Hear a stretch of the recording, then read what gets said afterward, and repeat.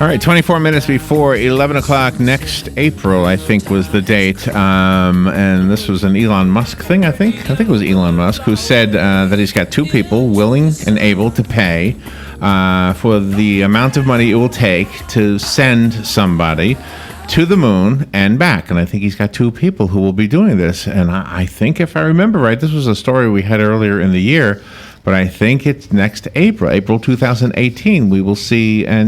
This is so amazing to me because as a kid, it was what you dreamt about all the time, right? Yeah. So what is the reality? What's the possibility that one day we'll be traveling to these different places? There are more moons around Jupiter than I realized. I had no idea. No? There are, I can't remember the number, dozens. I'll just say dozens just to be safe, so I don't say the wrong number. We have two ladies on the phone. They must be very excited. Their really wonderfully written book, Vacation Guide to the Solar System, comes out today.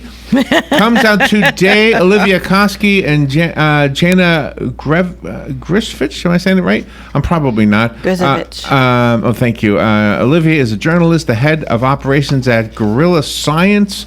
She was a senior producer at the Atarist magazine. I'm stumbling all over all these words today, Robin.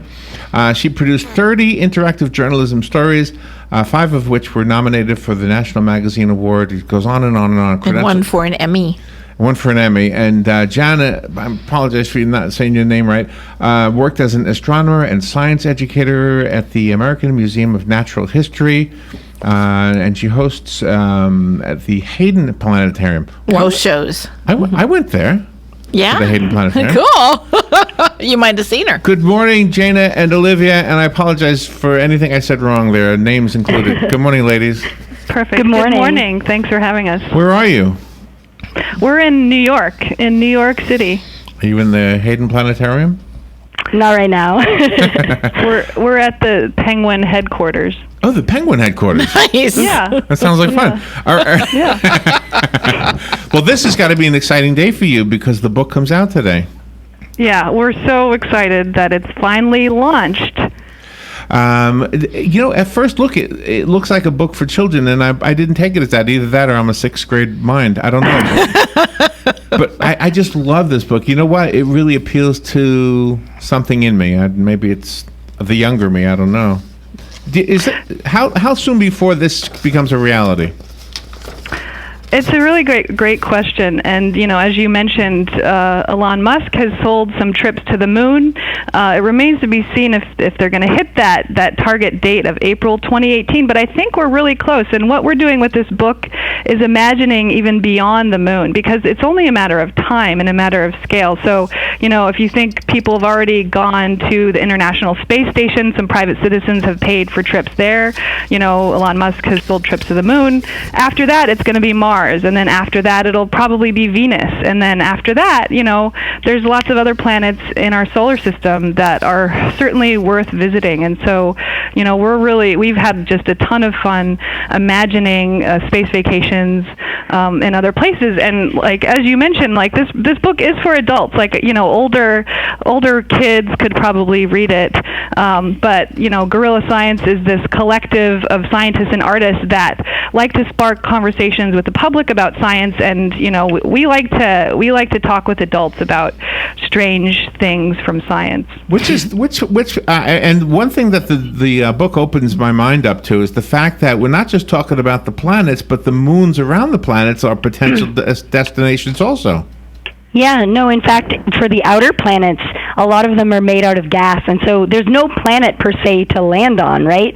You could be in orbit around, or you could be in an airship in the atmosphere, but if you want to go somewhere and put your feet on the ground, you're going to be on the moons that are orbiting that. And like you said, Jupiter has many moons. It's got over 67 moons. Wow. So you could imagine going there and going moon hopping, kind of like island hopping, and there's all sorts of different landscapes that you could experience there.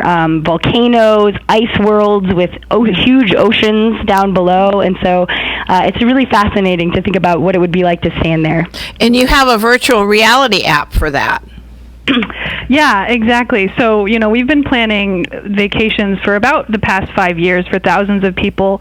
Most people can't afford that ticket price Elon Musk has, which we don't know what it is.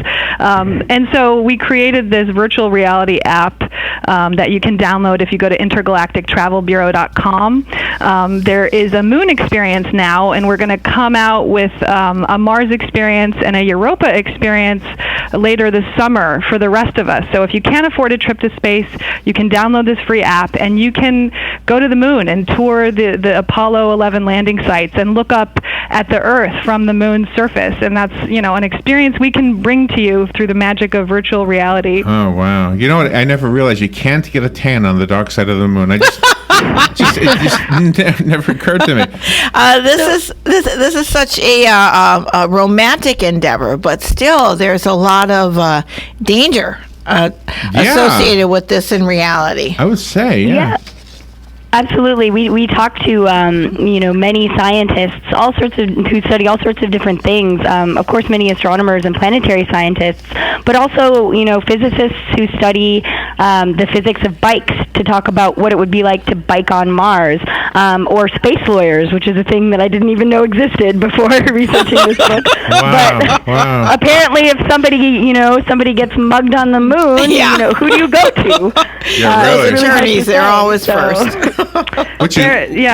There's lots of risks to space vacationing, but it's all worth it. But it's probably safer than Tijuana, though. I'm thinking. Potentially. But you haven't left out Pluto, even though it's a dwarf. It's been demoted. Yeah, so that's one thing, is nothing's changed about Pluto other than how we label it, right? And there was a probe that went by called New Horizons and took beautiful images and learned much more about Pluto than we knew before. And so we definitely didn't want to leave it out of the book because it's a fascinating place to visit. For example, it has this huge heart-shaped plain region, which is made out of this nitrogen ice, and it has pink mountains that you might want to go low-gravity skiing on. So we definitely thought it was worth leaving Pluto in the book because you can still, quote unquote visit, yes, even though it's a dwarf planet. So can we tune into the lightning on Neptune from here, from Earth? It's a little. We couldn't really hear it well from here. You have to have probes that are nearby. But there have been people have tried to observe lightning on gas giant planets from Earth, and so I think there has been some success in doing that. You ladies have come up with a fabulous idea for a book. I think this is going to be a big hit. The Penguin people are going to be really happy with you. Vacation Guide to the Solar System is the name of the book. Intergalactic Travel Bureau Vacation Guide to the Solar System. I think that might be the full title. Olivia, Koski, and Jana, how do you pronounce your last name? Grcevich. Grcevich. How come I couldn't do that? It's a tough one. Thank you, ladies. Thank you for being on the air with us, and good luck with this. Thanks so much for having us. All right, we'll be right back. This is The Source, WOCA. This is JP from Penn Flooring here in Ocala. I would like to invite you to come in and visit our spacious showroom where we have solutions for every style and budget. From wall-to-wall carpet to hardwood floors and tiles, we have an unsurpassed selection of flooring. At Penn Flooring, we've provided quality customer service with a family touch for over 25 years.